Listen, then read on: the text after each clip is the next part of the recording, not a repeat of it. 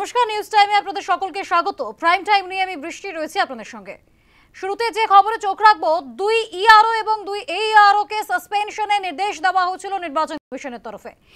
এবার সেই সাসপেনশনের ইস্যুতেই নির্বাচন কমিশনকে নিশানা মুখ্যমন্ত্রী মমতা বন্দ্যোপাধ্যায়ের। তার প্রশ্ন, কোন আইনে সাসপেনশন করছে নির্বাচন কমিশন? ঝাড়গ্রামের সভা থেকে প্রশ্ন মুখ্যমন্ত্রী মমতা বন্দ্যোপাধ্যায়ের। না জেনে কেউ ফর্ম ফিল আপ করবেন না, নাম বাদ দিতে পারে আশঙ্কা মমতার। অনুপ্রবেশকারীদের বিরুদ্ধে ব্যবস্থায় আপত্তি নেই, এমনটাই বক্তব্য মুখ্যমন্ত্রী মমতা বন্দ্যোপাধ্যায়ের।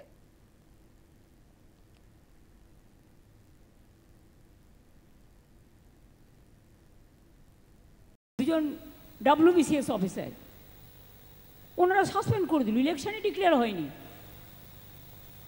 কি সাহস! Under which rule? বাবা সাহেব আম্বেদকর এই কনস্টিটিউশন তৈরি করেনি। আমরা সবাই ছোট থেকে জানি, যেদিন ডেট অফ নোটিফিকেশন হয় ইলেকশনের, সেদিন থেকে ইলেকশন কমিশন অ্যাকশন নিতে পারে। আমরাও দেখে দেখে তাদের ঠিকমতো আমরা মানে অন্যান্য জায়গায় আমরা তাদের অল্টারনেটিভ দিয়ে দিই। এখন ইলেকশনের অনেক বাকি আছে। এখন থেকে কি ভেবেছেন? এই এনআরসির নাম করে ব্যাকডোরে যাকে ইচ্ছা অফিসারদের ভয় দেখাবেন? অফিসারদের পাশে সরকার ছিল, আছে এবং থাকবে। যে কোনো সরকারি কর্মচারীদের পাশে গভর্নমেন্ট ছিল, আছে, থাকবে। সবার ভোটার লিস্টে যাদের এন্টাইটেল তাদের নাম তুলতে হবে। যারা ভাবছেন আপনার এপিক কার্ড আছে আর কিছু করতে হবে না, নিয়মটা পাল্টে দিয়েছে। নতুন করে আবার নাম তোলার চক্রান্ত চলছে। 2002 সালের আগে জন্ম হয়েছে, আমরাও হোম ডেলিভারি, আমাদের এই স্কুলের সার্টিফিকেট সেই 46 বছর আগেকার বাবা মায়ের বার্থ সার্টিফিকেট জোগাড় করতে হবে। কজনের আছে? যারা আইন করছে তাদের আছে তো? তারা সোনার চামচ মুখে দিয়ে জন্মগ্রহণ করেছেন। তারা কি করে বুঝবে খেটে খাওয়া মানুষের কথা, গরিব মানুষের কথা? সব দেবেন, নিজের ঠিকানা দেবেন না। সব দেবেন, নিজের ভাষা দেবেন না। সব দেবেন, নিজের অস্তিত্ব দেবেন না। অস্তিত্ব যদি চলে যায়, সব চলে যায়। হতাশ হবেন না দয়া করে, দুঃখ পাবেন না। এটা একটা ডাবল ইঞ্জিন সরকারের চালাকি চলছে, চক্রান্ত। মানুষের নাম বাদ দিয়ে তাদের বাংলাদেশে পাঠিয়ে দেওয়া। ভোটার লিস্ট আর ভাষার সম্মান কেউ ছাড়বেন না। আমাদের লোকেরা লড়াই দিল, স্বাধীনতা সংগ্রামীরা দেশ বাঁচালো, আর আজকে বলে দিচ্ছে তোমরা বিদেশি। তোমাদের রাজনৈতিক দলের তখন জন্ম হয়েছিল। এই জিনিস আমরা বরদাস্ত করব না, এই জিনিস আমরা মানব না। লক্ষ্মীর ভাণ্ডারে মা লক্ষ্মীরা যারা আছেন, রুখে দাঁড়াবেন। আপনারাই ঘরের লক্ষ্মী।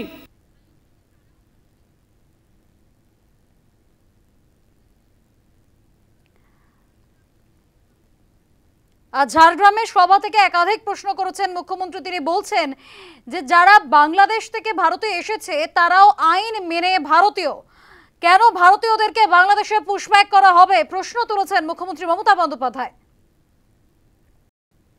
যারা বাংলাদেশ থেকেও এসছে আইনত মেনে, ইন্দো বাংলাদেশ যুদ্ধের পরে তারাও ইন্ডিয়ান সিটিজেন। যারা ভারতবর্ষের নাগরিক তাদের কেন তুমি বাংলাদেশে পাঠাবে? যদি কেউ সত্যি অনুপ্রবেশকারী হয় তার বিরুদ্ধে ব্যবস্থা না, আমাদের কোনো ব্যাপার নেই। এটা আমাদের হাতে নেই, রাজ্য সরকারের হাতে, এটা তোমাদের হাতে আছে। ঝাড়গ্রামের সভা থেকে একাধিক প্রশ্ন তুলেছেন মুখ্যমন্ত্রী মমতা বন্দ্যোপাধ্যায়। 2 ইআরও এবং 2 এইআরও সাসপেনশন ইস্যুতে যেমন প্রশ্ন করেছেন, তেমনি প্রশ্ন করেছেন বাংলাদেশিদের পুশব্যাক নিয়েও। যারা ভারতীয় তাদেরকে আইন বহির্ভূতভাবে কিভাবে ভারতের বাইরে বাংলাদেশে পাঠানো হচ্ছে, কেন পুশব্যাক করা হচ্ছে, কোন আইনে পুশব্যাক করা হচ্ছে, প্রশ্ন করেছেন মুখ্যমন্ত্রী। অনুপ্রবেশকারীদের বিরুদ্ধে ব্যবস্থায় কোনো আপত্তি নেই, সে কথাও স্পষ্ট করে দিয়েছেন মুখ্যমন্ত্রী। তবে যারা ভারতে এসেছে বাংলাদেশ থেকে আইন মেনে, তারাও তো ভারতীয়, তাদেরকে কোন আইনে বের করে দেওয়া হচ্ছে, তাদেরকে কোন আইনে পুশব্যাক করা হচ্ছে, এমনই প্রশ্ন করেছেন মুখ্যমন্ত্রী।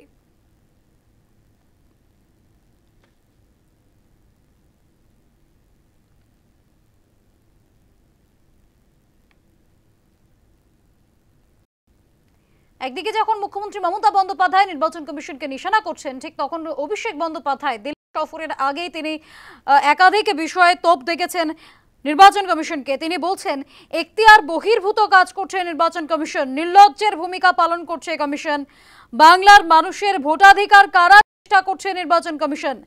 অভিযোগ অভিষেকের, বিচার ব্যবস্থাকে বিজেপি কাজে লাগাচ্ছে বলেও তোপ দেখেছেন Abhishek Bandyopadhyay.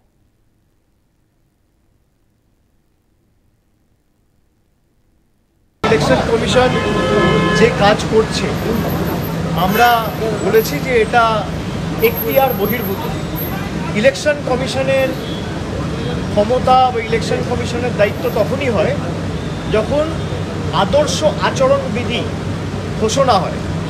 Model code of conduct লাগু হওয়ার পর থেকে ইলেকশন কমিশন রাজ্যের সার্বিক সিভিল এবং ক্রিমিনাল অ্যাডমিনিস্ট্রেশন, পুলিশ অ্যাডমিনিস্ট্রেশন নিজের হাতে নিয়ে, স্টেট মেশিনারি নিজের হাতে নিয়ে তাদের মতো চালায়, যাতে নির্বাচনটা নিরপেক্ষ হয়, আনবায়াসড হয়, ইম্পার্শিয়াল হয় এবং ফেয়ার হয়।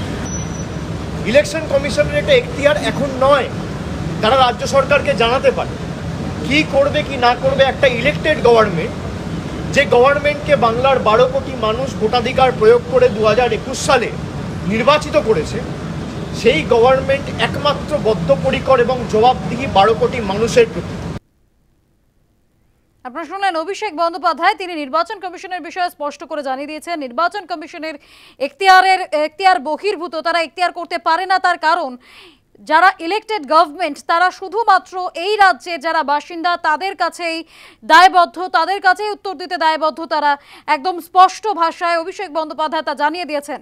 নিজেদের এখতিয়ার বহির্ভূত কাজ করছে নির্বাচন কমিশন, এমনটাই তোপ অভিষেক বন্দ্যোপাধ্যায়ের। বাংলার মানুষের ভোটাধিকার কারার চেষ্টাতেই নির্বাচন কমিশন এই পদক্ষেপগুলি করছে, এমনটাই তোপ দেখেছেন অভিষেক বন্দ্যোপাধ্যায়। তার অভিযোগ বিচার ব্যবস্থাকে বিজেপি কাজে লাগাচ্ছে, এমনটাই তোপ অভিষেক বন্দ্যোপাধ্যায়ের।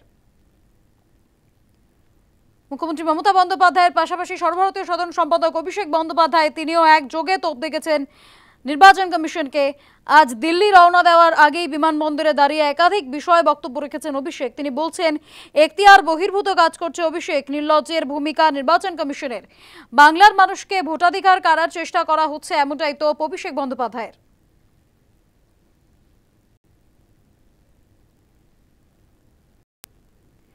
এসআইআর ইস্যুতে এবার নির্বাচন কমিশনকে পাল্টা তোপ দেখেছেন রাহুল গান্ধী। তিনি বলছেন এসআইআর ভোট চুরির জন্যই এই এসআইআর, রহস্যজনকভাবে মহারাষ্ট্র হরিয়ানার ভোটার বেড়ে গিয়েছে, এমনটাই অভিযোগ তার। ভোটার লিস্ট নিয়ে অবস্থান স্পষ্ট করুক নির্বাচন কমিশন, দাবি লোকসভার বিরোধী দলনেতার। Why is the Election Commission protecting these pieces of paper? 2024, total votes polled 6.26 lakhs in the Lok Sabha. BJP wins. The Congress polls 1,15,586 and the BJP polls 2,29,632. The first way, duplicate voters. One voter appearing multiple times on the voter list.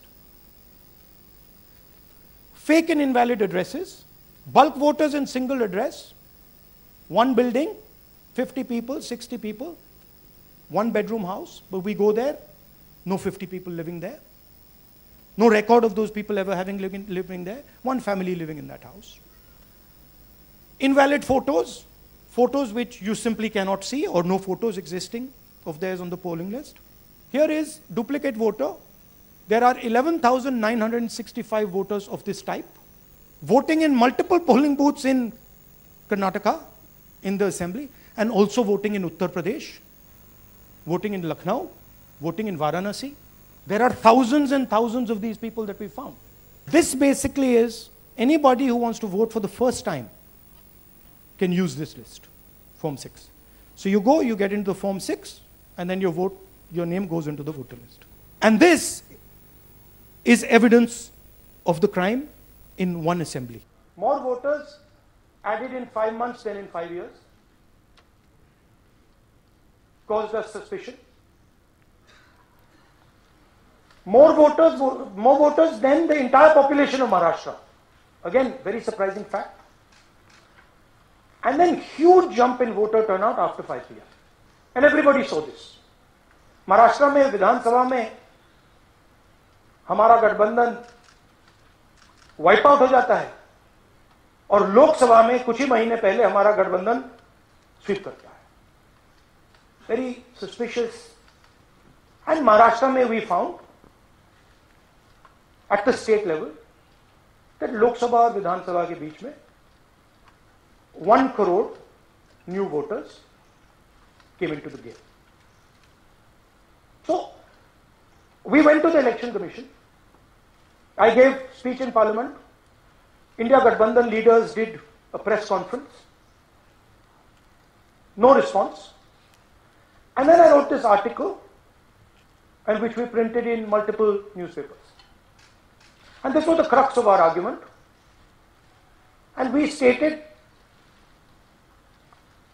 with certainty in our mind that Maharashtra election was stolen. And that article came out and it created a flutter.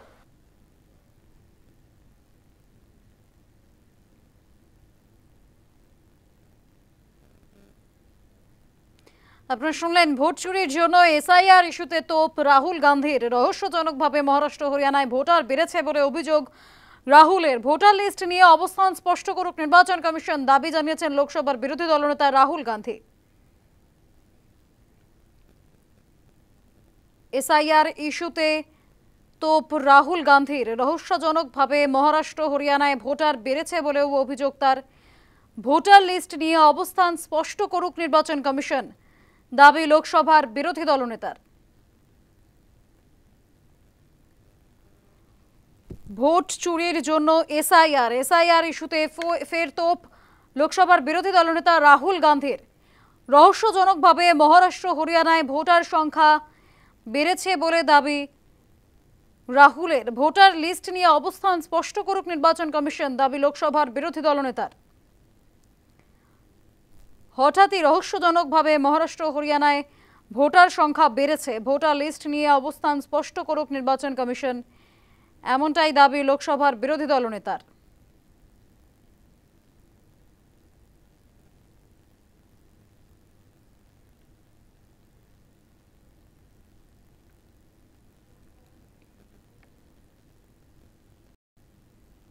আজ দিল্লি রওনা দেওয়ার পথে বিমানবন্দরে দাঁড়িয়ে একাধিক বিষয়ে অভিষেক বন্দ্যোপাধ্যায় নিশানা করেছেন। বিচার ব্যবস্থাকেও কাজে লাগাচ্ছে বিজেপি, এমনটাই অভিযোগ অভিষেক বন্দ্যোপাধ্যায়ের। বাংলার পানীয় জলের প্রকল্পের টাকাও বন্ধ করেছে একাধিক ভাষায় কেন্দ্রকে নিশানা অভিষেক বন্দ্যোপাধ্যায়ের। তিনি বলছেন শুধু আলাদা করে শুধু পানীয় জলের প্রকল্পের টাকা বন্ধ করেছে নির্বাচন কমিশন, বিজেপির বিচার ব্যবস্থাকে কাজে লাগাচ্ছে, এমনটাই অভিযোগ তার। কেন্দ্রকে একাধিক নিশানা অভিষেক বন্দ্যোপাধ্যায়ের। বিচার ব্যবস্থাকে কাজে লাগাচ্ছে বিজেপি, বাংলার পানীয় জলের প্রকল্পের টাকা বন্ধ করে দেওয়া হয়েছে অভিষেক বন্দ্যোপাধ্যায়ের, এমনটাই অভিযোগ।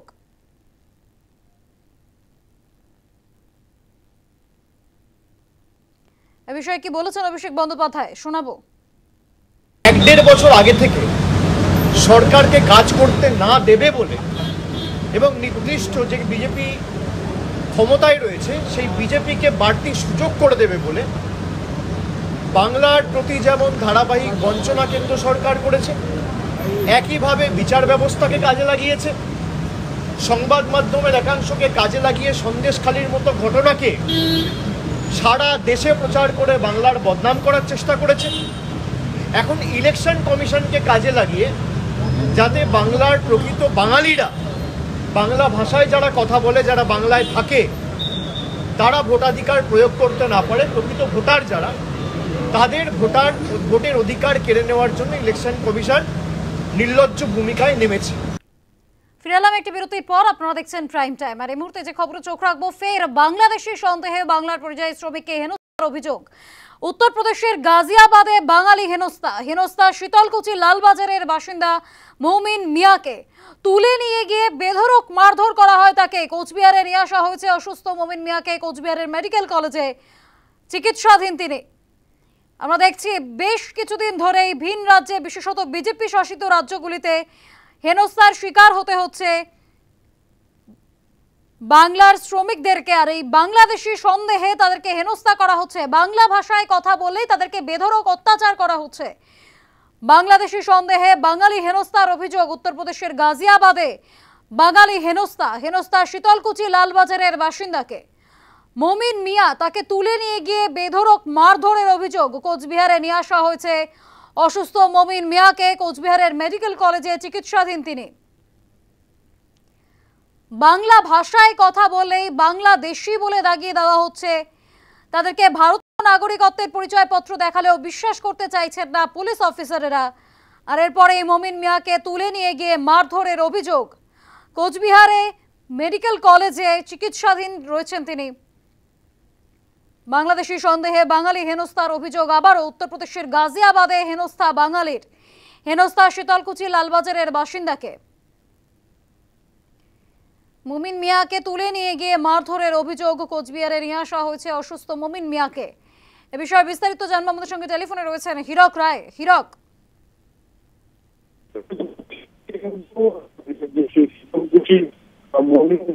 মমিন মিয়াকে কিন্তু কোচবিহার যে হাসপাতাল হয়েছে সেই হাসপাতালে কিন্তু ভর্তি করেছে। যেটা জানা যাচ্ছে যে এই যে মমিন মিয়া, সেই মমিন মিয়া কিন্তু 4 বছর ধরে সে দিল্লিতে সে কাজ করছে এবং গত 1 মাস আগে সে পুনরায় সে দিল্লিতে যায় এবং সেই যাওয়ার পরেই কিন্তু দেখা যায় যে তাকে বাংলাদেশি সন্দেহে কিন্তু সেখানকার পুলিশ তাকে তুলে নিয়ে যায় এবং তুলে নিয়ে যাওয়ার পরে মারধর করে এবং এই ঘটনার পরে কিন্তু তাকে রাস্তায় ছেড়ে দেওয়া হয়, এমনটাই কিন্তু তার পরিবারের লোকের অভিযোগ। এবং পরবর্তীতে তাকে সেখান থেকে তুলে নিয়ে সোজা কুচবিহারে চলে আসে এবং বর্তমানে কিন্তু কুচবিহার যে মেডিকেল কলেজ, সেই মেডিকেল কলেজে কিন্তু ভর্তি রয়েছে। আর এই বিষয়টি নিয়ে কিন্তু তৃণমূল কংগ্রেসের পক্ষ থেকে আগামীকাল সিতাই থানা অন্তর্গত এলাকায় সেখানটায় কিন্তু অবস্থান বিক্ষোভের ডাক দিয়েছে।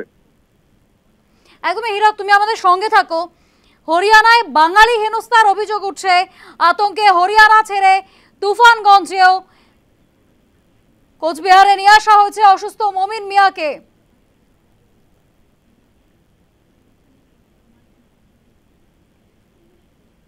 ও তো সোজাই বলছে যে তুই বাংলাদেশি, ধরে যখন নিয়ে গেছে ওইখানে মারপিট করে বলছে বাংলাদেশি।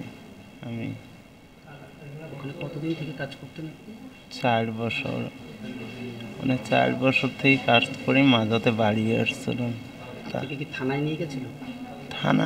থানার কথা বলছিল, থানা নিয়ে যায়নি। কোথায় থাকতেন আপনি? তো বলছেন এক মূর্তিতে ছিলাম।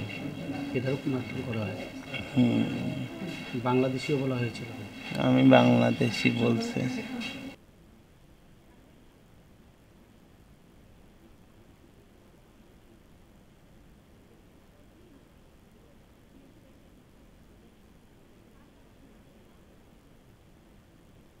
টাকা দাবি করেছিল ওর কাছ থেকে।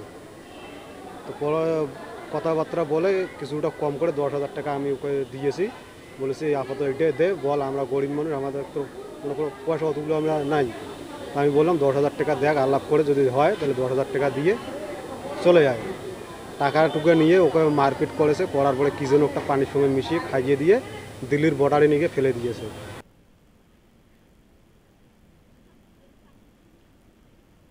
এই ঘটনায় স্থানীয় তৃণমূল নেতৃত্ব তারা কি বলছেন শোনাবো।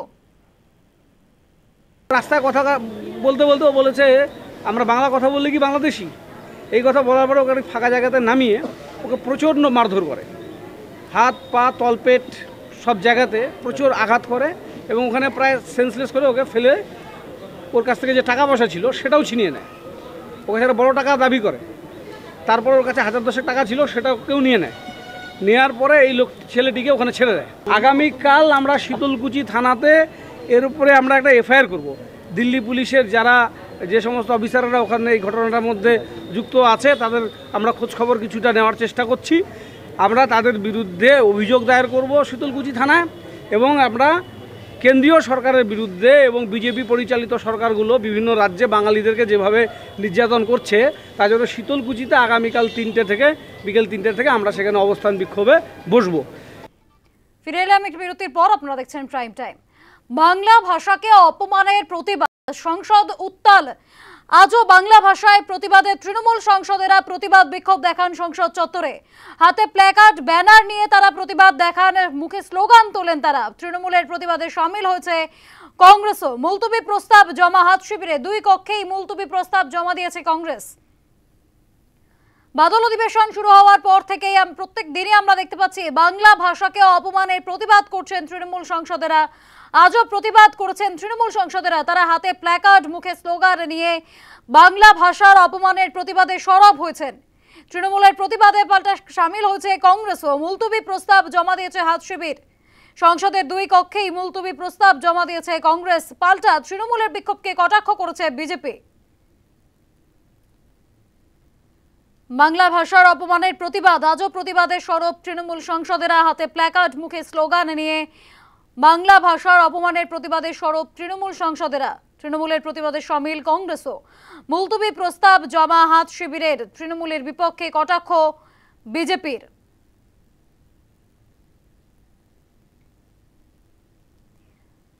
বাংলা ভাষায় অপমানের প্রতিবাদ, আজও প্রতিবাদে সরব তৃণমূল সাংসদেরা। হাতে প্ল্যাকার্ড, মুখে স্লোগান নিয়ে বাংলা ভাষার অপমানের প্রতিবাদে সরব হয়েছেন তৃণমূল সাংসদেরা। তৃণমূলের প্রতিবাদে সামিল হয়েছে কংগ্রেসও।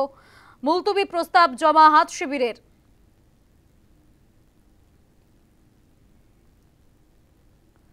বাদল অধিবেশন শুরু হওয়ার পর থেকে আমরা দেখছি একাধিক ইস্যুতে উত্তপ্ত হয়ে উঠছে সংসদ। বারবার মুলতবি হয়ে যাচ্ছে সভা। আর এবার বাংলা ভাষার অপমানের প্রতিবাদেও সরব হয়েছেন তৃণমূল সাংসদেরা। এর আগেও বহুবার বাদল অধিবেশন চলাকালীন এই প্রতিবাদে সরব হয়েছিলেন তারা। আজ আবারও বাংলা ভাষার অপমানের প্রতিবাদে সরব হয়েছেন তৃণমূল সাংসদেরা। আজ প্রতিবাদে তৃণমূল সাংসদেরা হাতে প্ল্যাকার্ড, মুখে স্লোগান নিয়ে বাংলা ভাষার অপমানের প্রতিবাদে সরব হন তারা। তৃণমূলের প্রতিবাদে সামিল হয়েছে কংগ্রেসও। মুলতবি প্রস্তাব জমা দিয়েছে হাত শিবির। তৃণমূলের বিপক্ষে কটাক্ষ বিজেপির। আজ রাজ্যে জয়েন্ট এন্ট্রান্স পরীক্ষার ফলাফল প্রকাশিত হবে না, এমনটাই নির্দেশ দেওয়া হচ্ছে কলকাতা হাইকোর্টের তরফে। 7% সংরক্ষণ নীতি মেনেই ফল প্রকাশ। 66টি সম্প্রদায়কে নিয়ে মেধা তালিকা 15 দিনের মধ্যে নতুন মেধা তালিকা তৈরি করতে নির্দেশ বিচারপতি কৌশিক চন্দের। আজ রাজ্য জয়েন্ট এন্ট্রান্সের ফলাফল প্রকাশ হওয়ার কথা ছিল, কিন্তু প্রকাশ করা যাবে না, এমনটাই নির্দেশ বিচারপতি কৌশিক চন্দের। প্রাথমিক মৌখিক পর্যবেক্ষণে এমনটাই জানিয়েছে হাইকোর্ট। লিখিত পরীক্ষার ফলাফলে আপত্তি রয়েছে হাইকোর্টের। ওবিসি এ এবং ওবিসি বি এর মেধা তালিকা তৈরি করেছে রাজ্য, যা প্রকাশ করা যাবে না বলে জানিয়ে দিয়েছে হাইকোর্ট। গত 27শে এপ্রিল এক্সাম হয়েছিল রাজ্য জয়েন্ট এন্ট্রান্সের পরীক্ষার। আর সেই এন্ট্রান্স পরীক্ষার পর অতিক্রান্ত হয়ে গিয়েছে প্রায় 3 মাস 10 দিন। আর আজ সেই পরীক্ষার ফলাফল প্রকাশ হওয়ার কথা ছিল। এবার রাজ্য জয়েন্ট এন্ট্রান্সের সেই ফলাফল প্রকাশিত হবে না, এমনটাই নির্দেশ কলকাতা হাইকোর্টের। 7% সংরক্ষণ নীতি মেনেই ফল প্রকাশ। 66টি সম্প্রদায়কে নিয়ে মেধা তালিকা তৈরি করতে হবে। 15 দিনের মধ্যে নতুন মেধা তালিকা তৈরি করতে হবে রাজ্যকে, এমনটাই নির্দেশ বিচারপতির। প্রাথমিক মৌখিক পর্যবেক্ষণে এমনটাই জানিয়েছে হাইকোর্ট। লিখিত পরীক্ষার ফলাফলে আপত্তি হাইকোর্টের। ওবিসি এ এবং ওবিসি বি এর মেধা তালিকা তৈরি করেছিল রাজ্য, সেই তালিকা প্রকাশ করা যাবে না বলে জানিয়ে দিয়েছে হাইকোর্ট। আজ রাজ্য জয়েন্ট এন্ট্রান্স পরীক্ষার ফলাফল প্রকাশ নয়। 7% সংরক্ষণ নীতি মেনেই ফল প্রকাশ। 66টি সম্প্রদায়কে নিয়ে মেধা তালিকা 15 দিনের মধ্যে নতুন মেধা তালিকা তৈরি করতে হবে, এমনটাই রাজ্যকে নির্দেশ বিচারপতি কৌশিক চন্দের। 27শে এপ্রিল রাজ্য জয়েন্ট এন্ট্রান্সের এক্সাম হয়েছিল। আর আজ সেই এক্সামের ফলাফল প্রকাশিত হওয়ার কথা ছিল, কিন্তু আজ সেই রাজ্য জয়েন্ট এন্ট্রান্সের ফলাফল আর প্রকাশ করা যাবে না, এমনটাই নির্দেশ বিচারপতি কৌশিক চন্দের। প্রাথমিক মৌখিক পর্যবেক্ষণে এমনটাই জানিয়েছে কলকাতা হাইকোর্ট। লিখিত পরীক্ষার ফলাফলে আপত্তি রয়েছে হাইকোর্টের। ওবিসি এ এবং ওবিসি বির মেধা তালিকা তৈরি করেছিল রাজ্য, সেই তালিকাই প্রকাশ করা যাবে না বলে জানিয়ে দিয়েছে হাইকোর্ট। 7% সংরক্ষণ নীতি মেনেই ফল প্রকাশ করতে হবে।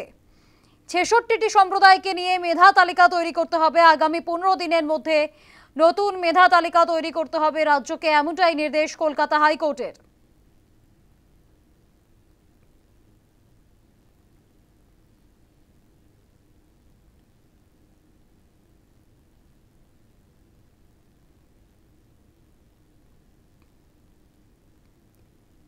আজ রাজ্য জয়েন্ট এন্ট্রান্সের ফলাফল প্রকাশিত হবে না, জানিয়ে দিয়েছেন বিচারপতি কৌশিক চন্দ। প্রাথমিক মৌখিক পর্যবেক্ষণে এমনটাই নির্দেশ হাইকোর্টের। 7% সংরক্ষণের নীতি মেনেই ফল প্রকাশ করতে হবে। 66টি সম্প্রদায়কে অন্তর্ভুক্ত করতে হবে সেই মেধা তালিকায়। আগামী 15 দিনের মধ্যে এই মেধা তালিকা প্রকাশ করতে হবে রাজ্যকে, এমনটাই নির্দেশ দিয়েছেন কলকাতা হাইকোর্টের বিচারপতি কৌশিক চন্দ।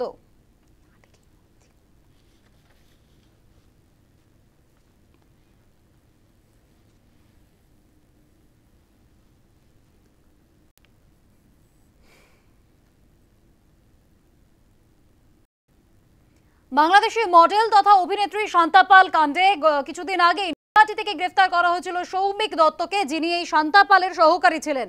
এবার সেই সৌমিক দত্তের নৈহাটির বাড়ি থেকেই উদ্ধার হয়েছে একাধিক ভোটার কার্ড, আধার কার্ড, ডিজিটাল রেশন কার্ড। উদ্ধার হওয়া ভোটার কার্ডগুলির বৈধতা জানতে চিঠি নির্বাচন কমিশনকে চিঠি দিয়েছে লালবাজার। আমরা জানি শান্তা পাল, গতকালকেই আমরা দেখেছি শান্তা পাল কাণ্ডে আরও একজনকে, মমতাজ উদ্দিন নামের আরও একজনকে গ্রেফতার করেছে পুলিশ। তার আগে সৌমিক দত্ত নৈহাটি থেকে তাকে গ্রেফতার করা হয়েছিল, তার বাড়ি নৈহাটিতেই। এই সৌমিক দত্ত শান্তা পালকে সাহায্য করতেন সোশ্যাল মিডিয়াতে মার্কেটিং করতে, সোশ্যাল মিডিয়াতে বিজ্ঞাপন দিতে।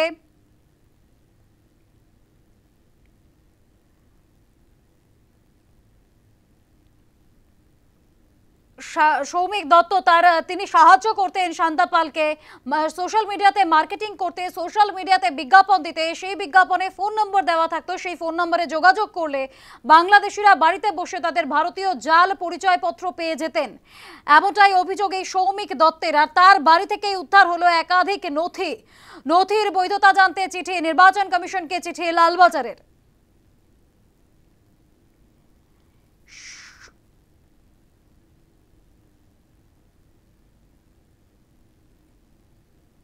শান্তা পাল কাণ্ডে উদ্ধার নথি, ধৃত সৌমিক দত্তের বাড়ি থেকে উদ্ধার নথির বৈধতা জানতে চিঠি নির্বাচন কমিশনকে, চিঠি লালবাজারের।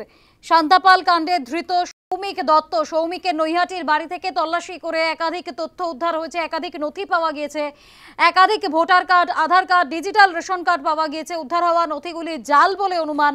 উদ্ধার হওয়া ভোটার কার্ডগুলির বৈধতা জানতে চিঠি নির্বাচন কমিশনকে, চিঠি লালবাজারের।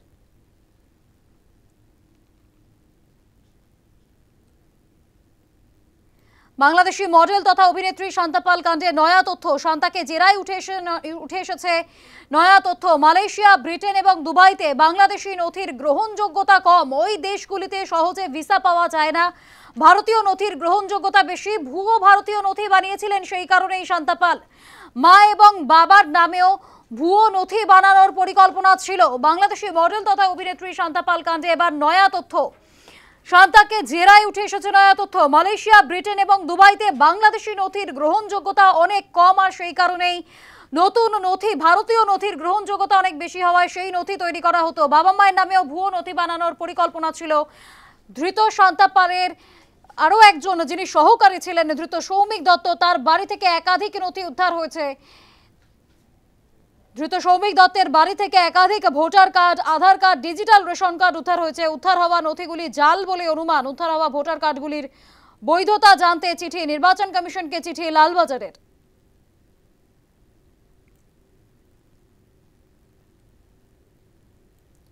বাংলাদেশি মডেল তথা অভিনেত্রী শান্তা পাল কাণ্ডে নয়া তথ্য, শান্তাকে জেরায় উঠে এসেছে এই তথ্য, যেখানে বলা হচ্ছে মালয়েশিয়া, ব্রিটেন এবং দুবাইতে বাংলাদেশি নথির গ্রহণযোগ্যতা অনেকটাই কম, সেই তুলনায় ভারতীয় নথির গ্রহণযোগ্যতা বেশি। তাই ওই দেশগুলির ভিসা যেন সহজে পাওয়া যায়, তার জন্য ভুয়ো ভারতীয় নথি তৈরি করতেন এই শান্তা পাল। বাবা মায়ের নামেও ভুয়ো নথি বানানোর পরিকল্পনা ছিল এই শান্তা পালের।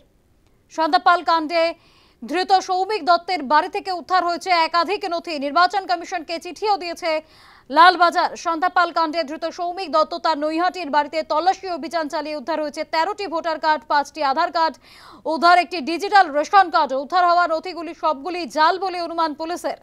উদ্ধার হওয়া ভোটার কার্ডগুলির বৈধতা জানতে নির্বাচন কমিশনকে চিঠি লালবাজারের। ফিরে আসলাম বিরতির পর, আপনারা দেখছেন প্রাইম টাইম। দুদিন আগেই কোচবিহারের খাগড়াবাড়িতে বিরোধী দলনেতা শুভেন্দু অধিকারীর কনভয়ে হামলার ঘটনা ঘটে। এবার সেই ঘটনার পরে কোচবিহারের আরেক বিজেপি নেতৃত্ব, তারও বাড়িতে হামলার অভিযোগ। আরেক বিজেপি কর্মী, কোচবিহারে ফের বিজেপি কর্মীর বাড়িতে হামলা। দিনহাটার নাজিরহাটে হামলা, আক্রান্ত মহিলা মোর্চার নেত্রীও। তৃণমূলের বিরুদ্ধে এই সম্পূর্ণ ঘটনার অভিযোগ উঠছে। হামলায় অসুস্থ গর্ভবতী মহিলা ভর্তি রয়েছেন হাসপাতালে। শুভেন্দুর কনভয়ে হামলার পর বিজেপি কর্মী শুভেন্দুর কনভয় হামলা আমরা দেখেছি দুদিন আগেই কনভয় শুভেন্দু বিরোধী দলনেতা শুভেন্দু অধিকারী নিজের কনভয় নিয়ে যাচ্ছিলেন কোচবিহারের খাগড়াবাড়ি থেকে, আর সেখানেই তার উপর হামলা করা হয়, তার গাড়ির কাঁচ ভাঙার চেষ্টা করা হয়। সেই সময় শুভেন্দু অধিকারী একটি ভিডিও পোস্ট করেছিলেন, তিনি অভিযোগ করেছিলেন যে তৃণমূল কর্মীরাই তাকে হামলা করছে, তাকে মেরে ফেলার জন্যই হামলা করা হচ্ছে। রীতিমতো তার গাড়িতে তার কাছে ইট বৃষ্টি করা হয়েছিল। সেই ঘটনার পর এবার শুভেন্দুর কনভয়ের পর এবার বিজেপি কর্মী তার বাড়িতেও হামলা। আমাদের সঙ্গে টেলিফোনে রয়েছেন প্রতিনিধি হীরক রায়। হীরক, আরও এক বিজেপি কর্মীর বাড়িতে হামলা, শুধু তাই নয় আক্রান্ত হয়েছেন মহিলা মোর্চার নেত্রীও, গর্ভবতী মহিলা হাসপাতালে ভর্তিও রয়েছেন। দেখো, যেটা হচ্ছে এই যে আজকে কিন্তু নাজিরহাট ২ নং গ্রাম পঞ্চায়েত এলাকা শালমারা এলাকা, সেই এলাকায় কিন্তু যে ৪ জন বিজেপি কর্মীর বাড়িতে হামলার অভিযোগ উঠেছে তৃণমূলের বিরুদ্ধে। এবং এই যে হামলার ঘটনা, এই হামলার ঘটনায় কিন্তু একদিকে যেমন তৃণমূল মহিলা মোর্চার সদস্য রয়েছেন, পাশাপাশি পঞ্চায়েত সদস্য রয়েছেন এবং সেখানকার স্থানীয় বিজেপি নেতৃত্ব, তাদের বাড়িতে কিন্তু হামলা হয়েছে। এবং যেটা তৃণমূলের বিরুদ্ধে যে অভিযোগ করা হচ্ছে যে আজকে সকাল 11টা নাগাদ অতর্কিতভাবেই কিন্তু সেই বিজেপি কর্মীদের বাড়িতে হামলা চালানো হয় এবং সেই হামলা তাদের বাড়ির আসবাবপত্র থেকে শুরু করে বিভিন্ন সামগ্রী সেগুলো ভাঙচুর করা হয়। এবং পাশাপাশি যেখানে যে একজন মহিলা, গর্ভবতী মহিলা ছিল, সেই মহিলাকেও মারধর করা হয়, এমনটাই কিন্তু অভিযোগ করা হচ্ছে। এবং এই ঘটনার পরেই কিন্তু সেই গর্ভবতী মহিলা গুরুতর অসুস্থ হয়ে পড়ে, তাকে কোচবিহার মেডিকেল কলেজে ভর্তি করা হয়েছে এবং সেখানেই বর্তমানে চিকিৎসাধীন রয়েছেন তিনি। এবং এই ঘটনাকে প্রসঙ্গ করে কিন্তু তৃণমূল কংগ্রেসের পক্ষ থেকে যেটা বলা হচ্ছে যে এটা তৃণমূল এর সঙ্গে কোনোভাবে জড়িত নয়, বিজেপির গোষ্ঠীগুলোর জন্য এই ঘটনা ঘটেছে। হীরক, তবে একটা কথা ঠিক যে কোচবিহারে বারবার বিজেপি কর্মীদের উপর হামলা হচ্ছে, আর আমরা দেখেছি শুভেন্দু অধিকারী যে অভিযোগ করেছিলেন যে তৃণমূলের তরফ থেকে তার উপর হামলা করা হয়েছে, তাকে প্রাণে মেরে ফেলার চেষ্টা করা হয়েছে। এবার আরও এক বিজেপি কর্মীর আক্রান্ত হওয়ার অভিযোগ উঠে আসছে, সেখানেও তৃণমূলকেই দোষারোপ করছে বিজেপি। দেখো, একদম এই যে শুভেন্দু অধিকারী কোচবিহারে আসাকে কেন্দ্র করে কিন্তু দেখা যায় যে সেই শুভেন্দু অধিকারী যেদিন কোচবিহারে আসে তার আগের দিন যেমন একজন বিজেপি কর্মীকে মারধর করা হয়, সে মিছিল করেছিল বলে। পাশাপাশি কিন্তু শুভেন্দু অধিকারী কোচবিহারে আসার পর শুভেন্দু অধিকারী কনভয়ে হামলা চালানো হয় এবং শুভেন্দু অধিকারী চলে যাওয়ার পর কিন্তু দেখা যায় যে তুফানগঞ্জের যে চেকপোস্ট রয়েছে, সেই চেকপোস্ট এলাকায় সেখানে কিন্তু 2 জন বিজেপি কর্মী যখন চা খেতে যায় সেই সময় তাদের উপর হামলা চালানো হয়, এমনটাই কিন্তু বিজেপির পক্ষ থেকে অভিযোগ করা হয়। পরবর্তীতে দেখা যায় যে আজকের যে ঘটনা, আজকে নাজিরহাট এলাকায় শুধুমাত্র বিজেপি করে বলেই তাদের উপর হামলা চালানো হচ্ছে, এমনটাই কিন্তু বিজেপির পক্ষ থেকে অভিযোগ করা হচ্ছে। এবং সেই এলাকার পঞ্চায়েত সদস্য থেকে শুরু করে মহিলা মোর্চার সদস্য, তাদের প্রত্যেকের বাড়িতে কিন্তু হামলা চালানো হচ্ছে। এবং সেই জায়গা থেকে যে গুরুতর যেটা অভিযোগ করা হচ্ছে বিজেপির পক্ষ থেকে, একজন গর্ভবতী মহিলা সেই বাড়িতে ছিল, সেই গর্ভবতী মহিলার উপরে কিন্তু তারা অত্যাচার চালায়, তাদের মারধর করে এবং তিনি কিন্তু প্রচন্ডভাবে অসুস্থ হয়ে পড়েন এবং গুরুতর অসুস্থ অবস্থায় কিন্তু কোচবিহার মেডিকেল কলেজে তাকে ভর্তি করা হয়েছে। বেশ, অনেক ধন্যবাদ হীরক। আমরা কথা বলছিলাম আমাদের প্রতিনিধি হীরক রায়ের সঙ্গে। শুভেন্দুর কনভয়ে হামলার পর এবার বিজেপি কর্মী, কোচবিহারে ফের বিজেপি কর্মীর বাড়িতে হামলা, দিনহাটার নাজিরহাটে হামলা, আক্রান্ত মহিলা মোর্চার নেত্রীও। তৃণমূলের বিরুদ্ধে অভিযোগ, হামলায় অসুস্থ গর্ভবতী মহিলা ভর্তি রয়েছেন হাসপাতালে। আমরা দেখেছি দুদিন আগেই কোচবিহারের খাগড়াবাড়ি, সেখানে বিরোধী দলনেতা শুভেন্দু অধিকারী তার কনভয়ে হামলা করা হয়েছিল, তার গাড়ির কাঁচ ভাঙার চেষ্টা করেছিল তৃণমূল কর্মীরা। আর এবার আরো এক বিজেপি কর্মী, তার বাড়িতে হামলার অভিযোগ, অসুস্থ রয়েছেন গর্ভবতী মহিলা, হাসপাতালে ভর্তি তিনি।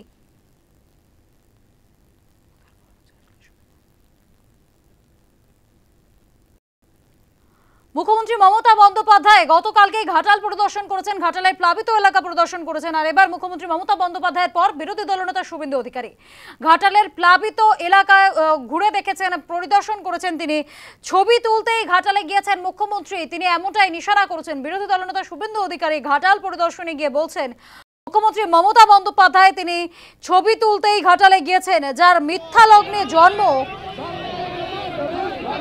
ছবি তুলতেই ঘাটালে যাওয়া মুখ্যমন্ত্রী, যার মিথ্যা লগ্নে জন্ম। তু খিচ মেরি ফটো, এই ভাষাতেই মুখ্যমন্ত্রীকে আক্রমণ বিরোধী দলনেতা শুভেন্দু অধিকারী।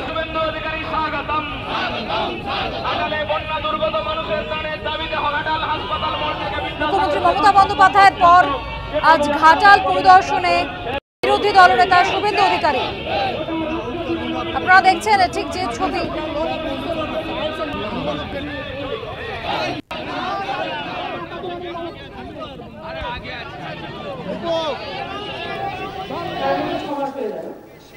ঘাটাল পৌরসভা এলাকায় 60 কোটি টাকা ব্যয় দুটো পাম্প হাউসের জন্য ওয়ার্ক অর্ডারও জারি করা হয়েছে।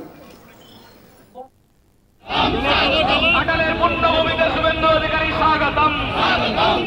আটালে বন্যা দুর্গত মানুষের ত্রাণের দাবিতে হকাটাল হাসপাতাল মোড় থেকে বিদ্যাসাগর সেতুর সম্মুখ পর্যন্ত যে পদযাত্রা, সেই পদযাত্রা চলবে।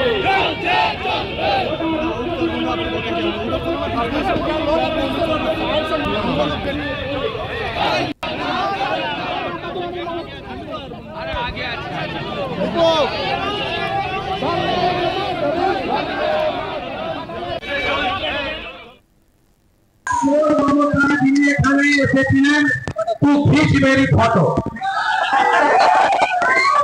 তিনি এখানে যা যা বলে গেছেন তার উত্তর দিতে এসেছেন।